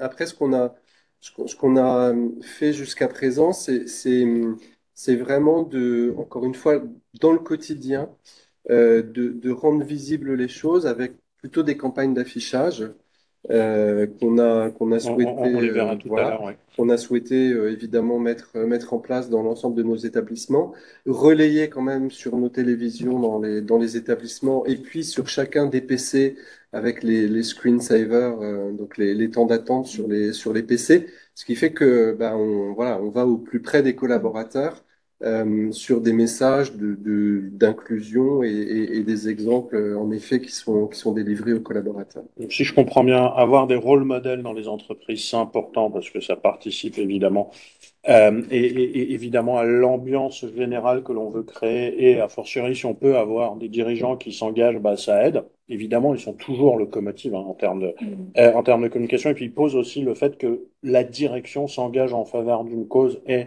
veut absolument qu'elle soit prise en compte dans l'entreprise. Une défense des valeurs qui est hyper importante. Mais évidemment, dans vos entreprises, vous avez des réseaux structurés, vous avez mis aussi en place pas mal d'initiatives. Est-ce qu'il y en a certaines qui ont particulièrement bien marché, dont vous êtes particulièrement fiers? Je vais commencer avec vous, Héloïse. Forcément, hein, on a beaucoup d'actions qui sont mises en place. On a une petite slide illustrative qu'on va projeter en fond, qui est absolument pas exhaustive, hein, mais tout à fait. Qui donne 2-3 idées. Ah non, c'est pas celle-là. Ah. Ça, c'est nous. Bonjour. On commence de. Tout à fait. Alors, finalement, on est bien, donc voilà. Ici, vous avez deux exemples de choses dont on est assez fiers chez Carrefour et qui ont plutôt bien marché, qui sont vraiment deux choses très différentes. La première, donc, c'est le guide de l'inclusion de la communauté LGBT+, tous concernés. Alors, ce que je vous disais, c'est que ça, c'est pas forcément quelque chose de très très original, mais quelque chose qui a besoin d'exister. C'est vraiment donner ces consignes, en fait. C'est écrit noir sur blanc. Vous arrivez chez Carrefour. C'est une entreprise LGBT friendly. Voici ce qu'on attend de vous. Et donc ça, voilà, c'est ce qui va permettre aux personnes de la communauté de se sentir à l'aise chez Carrefour et aussi de donner les tips, les astuces, les choses auxquelles on n'aurait pas forcément pensé. Affirmation des valeurs et aussi du conseil pratique aux collaborateurs qui sont peut-être moins à l'aise dans certaines situations. Ils disent bon, je sais pas trop comment faire. Exactement. Et tout ce que je disais sur vraiment ce pont qui est dans la positivité. Et la deuxième chose ici, vous voyez une photo de la signature d'un partenariat avec une association, donc c'est la Fondation Le Refuge, qui vient en aide aux jeunes qui ont été globalement mis à la porte de chez eux du fait de leur orientation ou de leur identité de genre. Et ici, c'est une action qui est vraiment très très d'actualité parce qu'on est en train de livrer aujourd'hui. Là, Carrefour a décidé de venir en aide à cette association, donc de devenir mécène. Et donc ça se traduit par des dons non alimentaires. Donc clairement, les jeunes, ils sortent de chez eux. Parfois, c'est par la fenêtre. Donc ils partent pas avec la valise, la trousse de toilette, une couette et puis des draps, quoi. Donc là, l'idée, c'était vraiment de pouvoir offrir des choses pour meubler ces appartements, pour qu'ils aient des serviettes, des draps, des serviettes éponges, et aussi des kits d'hygiène de première nécessité, donc avec des produits Carrefour. auquel on pense pas forcément, mais pour pouvoir continuer sa vie au quotidien, rechercher un travail, retrouver une vie dans la société. Voilà, une brosse à dents, un dentifrice, c'est quelque chose qui... Alors, du coup, ça a pris, donc il y a forcément ce côté solidarité, mais ça a pris énormément chez Carrefour parce que, bah, en fait, pour faire un projet de cette ampleur-là, il faut pouvoir faire appel à différents services. Les marchandises, l'entrepôt solidaire, voilà. Et en fait, ça a vraiment pris. Il y a une émulation autour de ce projet. Même nos fournisseurs qui ont dit, bah voilà, finalement, on vous offre les cotons-tiges, voilà. Et donc, ce type d'action, communiquer autour de ce type d'action, ça a forcément l'intérêt pour la fondation que de leur apporter des dons, mais aussi permettre aux collaborateurs de s'engager autour de sujets, c'est encore une fois de plus parler du sujet et permettre aux personnes. Et puis ça rend peut-être l'action un peu plus concrète, c'est-à-dire on Tout à fait. sort du ministère de la parole dans l'entreprise en disant c'est cool, pour se dire ok, je donne un peu de mon temps, de mon énergie pour m'engager, pour aider des personnes qui en ont vraiment besoin. Et donc, du coup, ces communautés sortent aussi de l'entreprise. Tout à fait. Et je dirais que là, ça a été une première petite échelle parce qu'on n'avait pas forcément pensé que ça prendrait ce type de tournure. Mais je pense que plus tard, on fera justement, on proposera aux collaborateurs de venir aider pour ce genre de projet. On peut enlever la slide si tu veux bien, Muriel, merci. Comme ça, on vous voit en plus grand, c'est mieux. Mais vous faites pas que ça chez Sodexo. Hein. J'avais noté aussi, vous avez une ligne éthique. Et ça, est-ce que ça rejoint cette idée de tout le monde ne sait pas forcément comment gérer un certain nombre de situations, aussi bien manager que contributeur individuel, et mettre ce genre d'outils à la disposition des collaborateurs, c'est important aussi. Tout à fait. Alors c'est un peu le pendant. Alors c'est vrai qu'on est vraiment dans un discours de positivité, la sensibilisation, mais d'un autre côté, on peut pas toucher tout le monde et c'est évident que si on agit, c'est qu'il y en a besoin.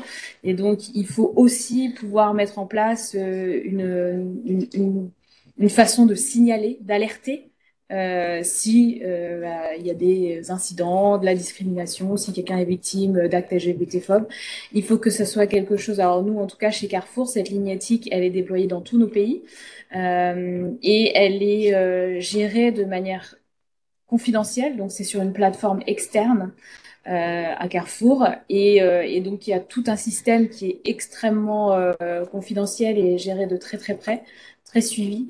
En interne avec la direction de la conformité qui ensuite va dispatcher les différentes alertes parce que forcément ici on parle de discrimination LGBT-phobe mais c'est aussi pour le sexisme, le handicap, enfin tous les sujets et effectivement c'est un outil qui est nécessaire en tout cas. Qui sert. Oui. Donc, bon conseil, éventuellement si vous avez les moyens dans vos organisations, c'est un truc qui marche. De toute façon les questions de droit elle est centrale. Je crois que vous avez eu justement une vidéo. On l'a teasé, c'est incroyable. On pourrait presque croire qu'on a préparé cette table ronde. On a une vidéo quand même avec un collaborateur Sodexo qui parle des droits des salariés qu'on peut peut-être regarder maintenant et on en parle juste après.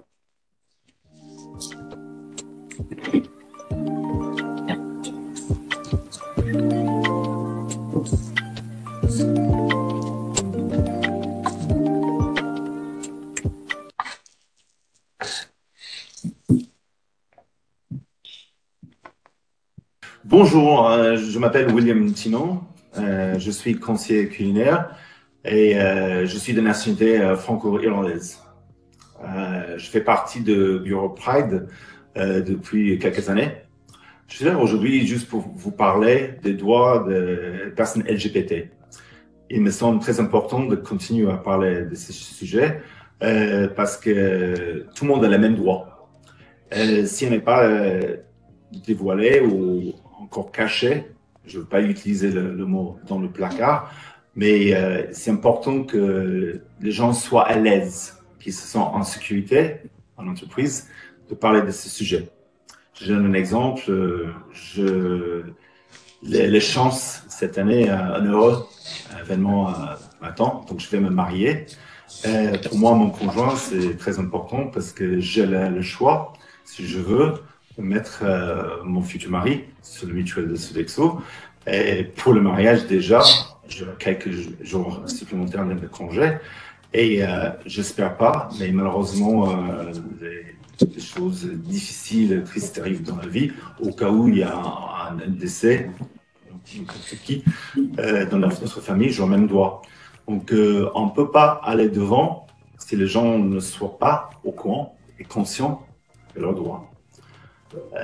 Donc, c'est vraiment le message et l'importance de mon témoignage. J'ai eu la chance de faire beaucoup de chemin de ma vie.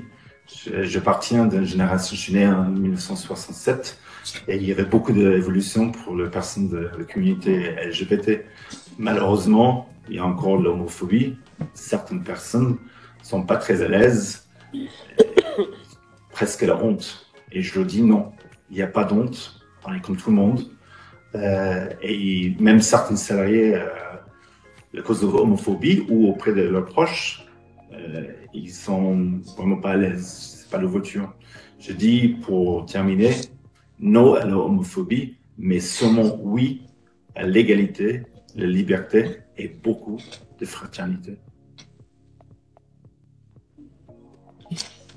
Hop, merci beaucoup. Ouais, en plus, vous avez une expérience. Vous avez dit que vous avez commencé chez Sodexo il y a un petit moment. Alors, justement, je voudrais qu'on revienne aussi sur des initiatives, des opérations que vous avez menées, qui ont bien marché ou qui ont moins bien marché, mais vous êtes particulièrement fiers. Enfin, voilà, quelques exemples de ce que vous avez pu mettre en place. Et, Alors, et je crois qu'on a aussi une petite slide. Oui, juste pour. Alors, je vais peut-être pas toutes citer les actions parce que voilà, on n'a pas le temps. J'ai peur de me faire tirer les oreilles après. On a un guide aussi de conversation LGBT+, qui est très important pour nous aussi, et je le rejoins parce que ça donne des exemples de situations et on peut comprendre qu'une personne qui n'est pas confrontée dans sa vie personnelle à ce sujet, que dans l'entreprise faisant face à une situation de ce type, il soit démuni. Donc ça, ce guide, il est très important pour nous. On le voit à l'écran. Les minutes diversité, les vidéos telles que vous venez d'en voir une, ça c'est très important. On arrive quand même à passer beaucoup de messages et c'est beaucoup plus avec les nouvelles générations regardées et entendues que d'autres moyens de communication. Donc ça, on est assez fiers de ça aussi. On fait des after-work, ça marche bien. Je pense que vous avez, comme je le disais tout à l'heure, vraiment des collaborateurs qui sont chez les clients. Voilà, c'est ça. Je ne sais plus combien de milliers de sites. 7000. 7000, ouais, quand même. Alors après, ça varie sur certaines années, mais c'est grosso modo, c'est 7000. Oui, et ça, c'est un des moyens qu'on utilise, c'est de pouvoir aller au plus proche de nos équipes avec ces after-work qu'on fait, alors soit sur ce qu'on appelle les maisons Sodexo, ce sont les directions régionales en région. Toutes les régions administratives françaises on possède des bureaux Sodexo. Et puis, parfois chez des clients. Et en l'occurrence, on organise, et là on voit à l'écran un after-work qu'on avait organisé chez Adecco. Et avec qui on était en partenariat avec le client et on fait une petite présentation de la thématique avec, alors soit on s'adjoint un partenaire, une association quelconque, et on termine par un moment de convivialité, et ça c'est très important, alors outre que ça fait partie de notre métier, donc ça correspond en plus à notre culture, mais en plus ça moi, je vois souvent que ça délie les langues. Le fait de pouvoir, une fois qu'on a présenté quelques chiffres qui sont parfois marquants et qui font prendre conscience, parce que moi, je trouve que dans l'entreprise et par expérience, moi, je dis toujours, c'est la règle des 80-20. Il y a 20% de gens qu'on n'arrivera pas à toucher parce que ceux-là, d'ailleurs, ils cochent plusieurs cases en général. Ils sont homophobes, sexistes, racistes. Enfin, généralement, c'est la totale. Donc ceux-là, pour les convertir, c'est pas la peine. Mais 80% des gens, ce qui est quand même une grosse majorité, sont des gens qui par méconnaissance, tout simplement. Donc notre objectif, c'est de leur donner à voir ce que c'est les enjeux des personnes LGBT dans l'entreprise, de comprendre que, si on prend quelques dates, de dire qu'en 1990, l'OMS a déclaré que l'homosexualité n'était pas une maladie mentale. Quand vous avez 2-3 faits de ce style-là, ou qu'en France, la dépénalisation de l'homosexualité, c'est 82, les gens disent « Waouh, ah mais ouais, mais je savais pas ». Et effectivement, c'est incroyable. Enfin, je veux dire, c'est pas si loin que ça. Donc voilà, donc ces 80%, on cherche à les capter pour leur donner, les acculturer à ce sujet, leur faire prendre conscience. Et les afterworks sont un bon moyen, et en plus d'échanges entre collaborateurs. Que bien souvent, qu'est-ce qu'on voit? On voit quelqu'un qui dit, ah oui, alors moi, j'ai ma sœur ou j'ai quelqu'un dans ma famille, j'avais pas compris ça comme ça. Et moi, je dis toujours que c'est gagné quand après, les gens viennent me voir en me disant, mais Laurence, franchement, j'ai changé mon point de vue, j'ai changé ma vision de la situation, je ne pense plus que c'est un non-sujet. Il faut effectivement en parler dans l'entreprise et on a notre rôle à jouer, même si moi-même je ne suis pas de cette orientation sexuelle. J'ai compris les enjeux et on a fait, je terminerai juste par ça, une conférence à l'occasion du 17 mai cette année avec un partenaire externe qui nous a aidés et on a abordé le sujet via l'homoparentalité. Et là, j'ai toutes les familles hétérosexuelles qui m'ont dit, ah mais oui, mais j'avais pas, enfin, pris conscience que bah, ce sont des parents comme les autres et qu'ils ont des difficultés, voire supplémentaires, parce que il y a deux papas ou deux mamans. Donc maintenant, je change complètement ma vision du sujet. Donc ça, quand on me dit ça, c'est gagné. Là, vous dites, OK, Ouais, c'est mon ça. boulot a Sur ces servi à quelque 80% chose. là, voilà. Parce qu'il y a toujours un sujet de sensibilisation quand même, hein. On est quand même toujours obligé, j'ai l'impression, d'expliquer.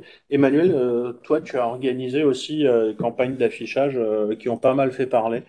Oui, alors On va voir quelques affiches en aussi France, à l'écran. on n'a évidemment pas la même maturité que Sodexo et on s'est dit en fait quelles sont les actions qu'on peut faire nous et quelles sont les actions où on peut être aidé.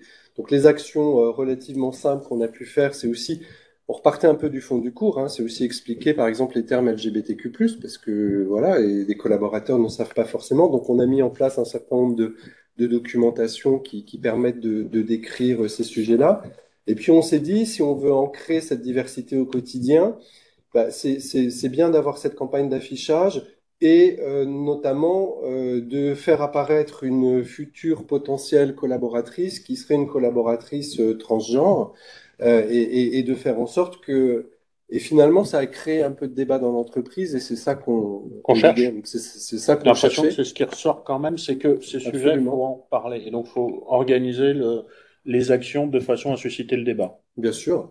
Et puis, donc ça, ça, voilà, on pouvait le lancer par nous-mêmes. Et puis, en effet, pour avoir des témoignages, on est plutôt jusqu'à présent parti sur des témoignages plutôt externes à l'entreprise, donc l'intervention de Jean-Baptiste Marteau.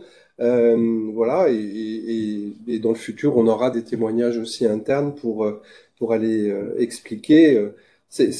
Et puis sur notre dernière campagne d'affichage, donc à l'occasion notamment de la Journée mondiale du coming out, parce que c'est vrai qu'on s'appuie aussi sur des dates qui sont un peu des dates phares pour la communauté LGBTQ+. Donc à l'occasion de la Journée internationale du coming out, on a souhaité avoir ce type d'affiche qui présente finalement bah, une diversité aussi de cas de figure, puisqu'on a des collaborateurs qui sont encore, qui n'ont pas fait leur coming out, mais qui n'ont peut-être pas envie de le faire. Ceux qui bah, se disent, bah, maintenant c'est peut-être le moment dans l'entreprise parce qu'elle est beaucoup plus ouverte et bienveillante et on partage ses valeurs de le faire. Et puis les collaborateurs qui l'ont fait déjà depuis des années. Mais évidemment, hein, vous parliez des familles, des familles concernées, mais un collaborateur dans l'entreprise c'est aussi une charge mentale hein, forte de ne pas avoir fait un coming out dans l'entreprise. Certains le vivent très bien, mais pour d'autres, et notamment plutôt la majorité, c'est quand même une charge mentale très forte. Et donc voilà, si on peut favoriser ça, c'est bien aussi. Et à l'autre côté aussi, je me souviens d'une conférence sur comment accueillir un coming out, Oui. qui a aussi été particulièrement appréciée. C'est des choses toutes simples en fait, mais par moment on se rend compte qu'il faut encore donner des clés. Parce que c'est important aussi que les collaborateurs prennent conscience qu'un collaborateur qui fait un coming out, un peu individualisé notamment, c'est une preuve de confiance qu'elle adresse à un collaborateur de l'entreprise.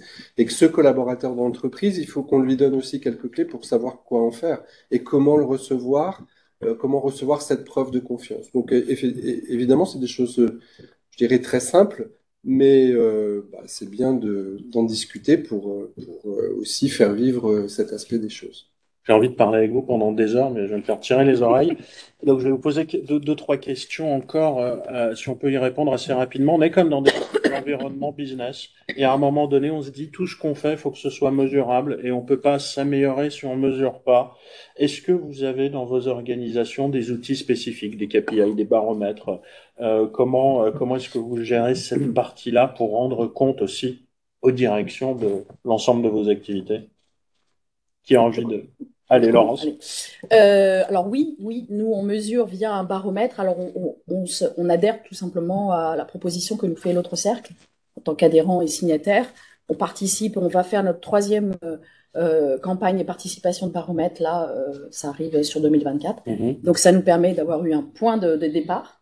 On en a assis tous les 2 ans, hein, ça se fait tous les 2 ans. Donc on mesure à la fois le nombre de personnes qui répondent, et plus ça va, plus beaucoup de gens répondent à l'enquête déjà.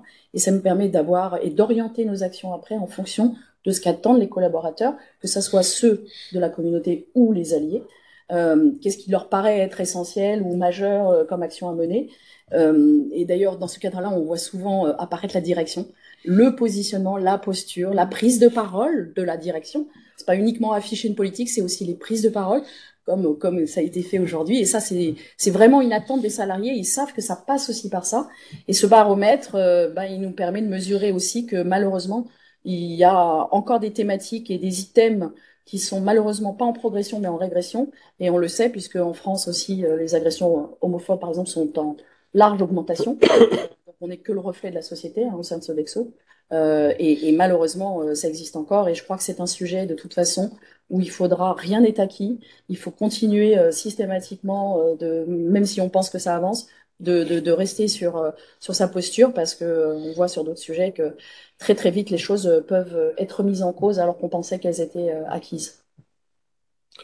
Et chez vous, Héloïse? Alors chez nous, on va avoir forcément, comme je vous disais tout à l'heure, la partie ligne éthique qui est assez importante. Donc ça, c'est pour mesurer, voilà, si jamais nos actions, s'il y a des endroits spécifiques où il faut agir davantage sur des sujets de harcèlement ou de discrimination. Mais on a également un outil interne qui est celui de la mesure de la satisfaction, entre guillemets, de nos collaborateurs, forcément qui touche à énormément de sujets.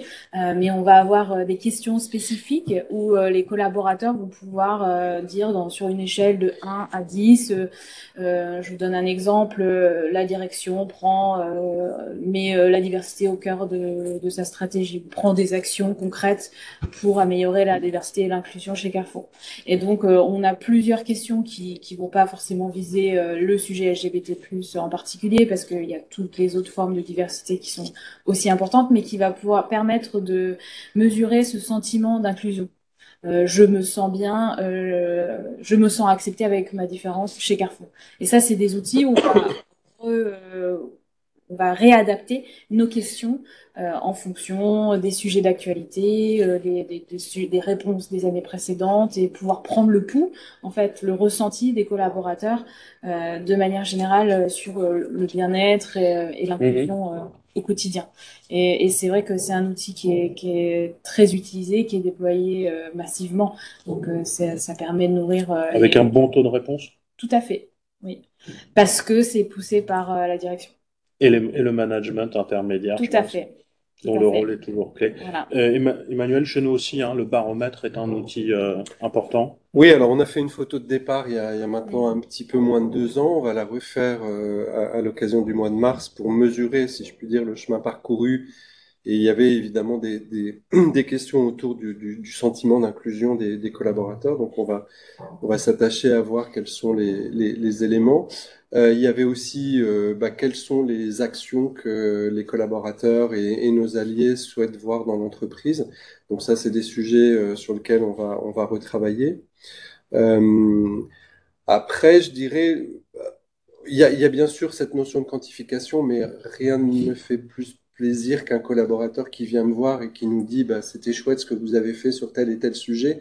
Donc il y a aussi cet informel qui pour moi est extrêmement important, et c'est tout l'intérêt des BRG, c'est que quand on travaille comme ça, on est très très cross dans l'entreprise, et donc on travaille avec des équipes sur lequel on n'a pas forcément l'habitude de travailler au quotidien, et ça c'est vraiment génial. Et donc j'invite tous les collaborateurs d'ADP à nous rejoindre et à être des alliés.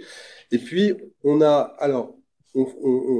pas des associations au titre comme l'autre cercle ou à Trans pour militer, mais en fait, dans mon périmètre, il s'avère que j'ai aussi la responsabilité des relations avec les organismes sociaux et les pouvoirs publics. Et c'est des sujets sur lesquels c'est important aussi de savoir et de faire un peu émerger quelle est la posture aussi, j'allais dire, des pouvoirs publics sur ces sujets-là. On n'a pas par exemple, on n'a pas Muriel en parlait, il n'y a pas de directive particulière pour la sphère privée. Donc on s'inspire de ce qui est fait sur les collectivités publiques. Mais voilà, on travaille aussi avec les équipes de Bérengère Couillard pour faire que cette notion d'inclusion LGBTQ+, finalement puisse aussi peut-être un petit peu plus rayonner. Puis c'est important puisqu'on met à disposition des outils et des offres. Donc il faut qu'on puisse prendre la mesure de l'ensemble de ces sujets. En 2 mots, c'est quelque chose que vous auriez aimé faire différemment, avec le recul, parfois de plusieurs années, un petit conseil à donner à tous ceux qui nous suivent et qui peut-être ne sont pas aussi matures ou aussi avancés que vous dans ces thématiques-là. Et après, on prendra 2 ou 3 questions de la salle. Bien sûr, vas-y, Emmanuel. Carlos, on aurait pu le commencer plus tôt. Je pense que voilà, c'est... On rattrape.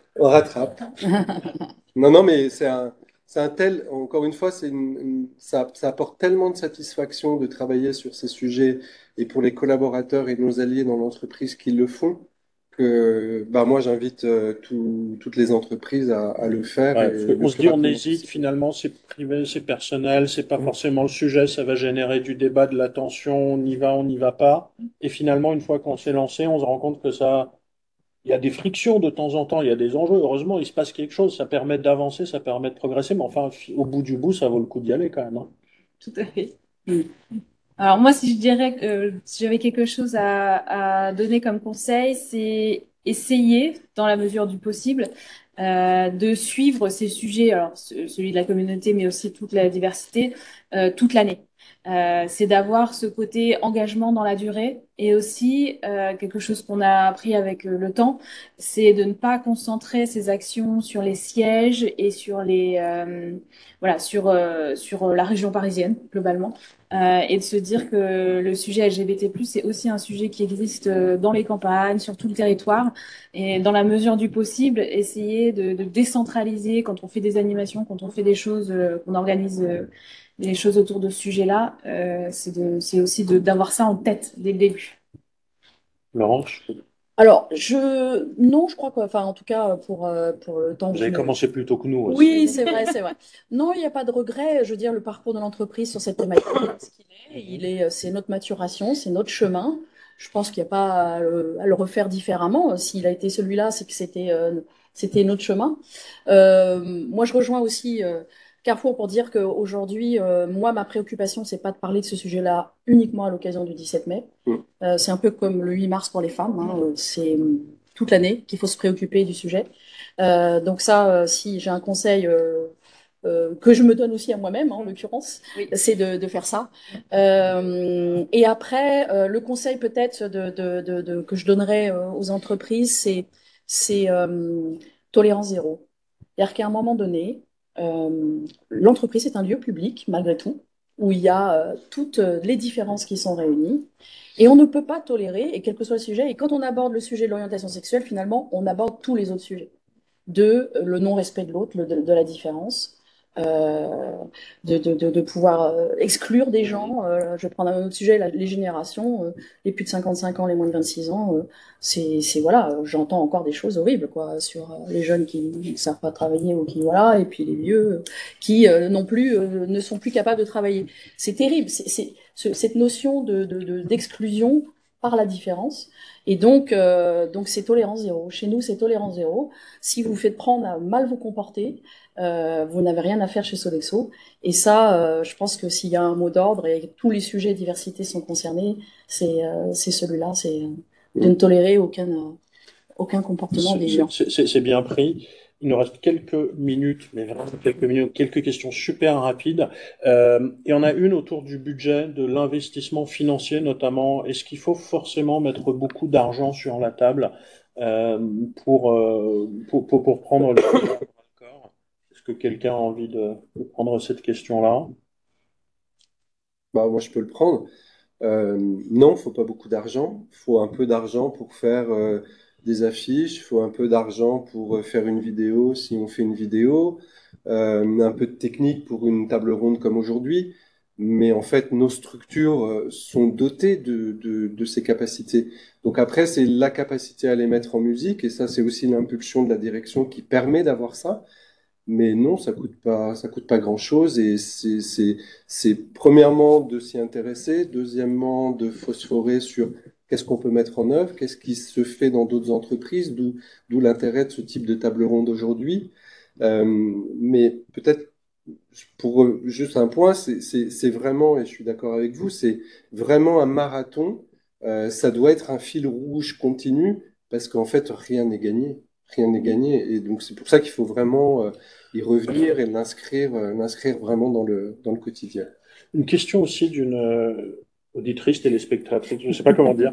Bonjour madame, et qui travaille dans un hôtel 5 étoiles et qui pose une question autour de l'habit qui fait le moine, d'un certain nombre d'impératifs pour les femmes de respecter un certain code vestimentaire, pour les hommes d'en avoir un autre, a fortiori dans les métiers d'hospitalité, de restauration.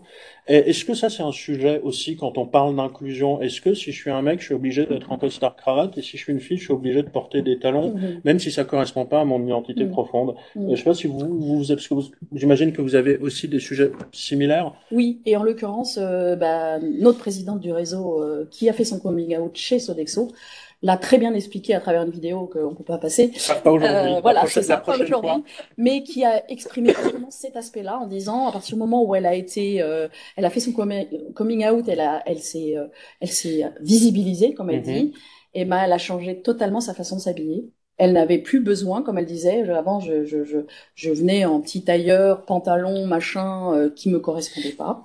Et aujourd'hui, elle dit clairement qu'elle s'habille comme elle a envie de s'habiller, avec ce qu'elle est en tant que lesbienne, et que ça a changé beaucoup de choses. Au contraire, ce côté de pas faire semblant ou de pas montrer une image de soi qui n'est pas la bonne, hein, parce qu'on a un petit peu parlé, mais pas dans le détail, mais l'énergie déployée par les personnes qui sont cachées pour masquer son week-end, pour faire en sorte de trouver toujours une excuse pour les repas du soir ou festifs, de pas inviter à venir avec son conjoint, sa conjointe, c'est juste impensable. Et aujourd'hui, elle dit elle se sent libre de s'habiller comme elle veut et sans ces codes vestimentaires, alors qu'on a déjà de point de vue général, mais qui plus est, une femme dirigeante lesbienne qui aujourd'hui s'habille selon des codes qui sont pas peut-être les codes qu'on a connus dans le passé de dirigeants. Et là encore, c'est à l'entreprise de prendre ses responsabilités. On est militant, on l'est pas. On décide de la liberté. Et ça n'a posé aucun problème. Parfois, il y a quand même des enjeux business qu'il faut évidemment prendre en compte. On en reparlera une autre fois. Moi, j'ai encore plein de questions que j'aurais adoré vous poser, mais on arrive malheureusement au bout de cette table ronde. Laurence Vignon, merci beaucoup d'être venue. Avec grand plaisir. C'est toujours un plaisir de partager. On se reverra, j'imagine, et Loïs Firo également. Merci beaucoup. Merci à Carrefour, merci à Sodexo, merci Emmanuel. Merci à toi, Nicolas. Merci à tous. Un dernier mot, on va continuer de parler de ces sujets, on va revenir vers vous. Il y a une question sur un nom de fournisseur, je peux pas le donner comme ça, mais je vais vous écrire. Donc on reviendra vers vous, mais plus généralement sur ces questions de diversité et d'inclusion, on a un certain nombre de projets, peut-être un club. Voilà, en tout cas, on va continuer à les adresser, on va continuer à en parler avec vous. On est super content que vous ayez suivi cette conférence. Merci beaucoup Muriel pour le point juridique tout à l'heure. C'était parfait comme d'habitude. Merci Carlos de nous avoir accueillis. Merci à tous. Très bonne fin de journée à tous. Et puis je crois que c'est l'heure à peu près. Merci à nos équipes techniques. Bien sûr, sans qui rien n'aurait été possible. Les équipes techniques de Nanterre et de Prague. Merci à tous. À très bientôt.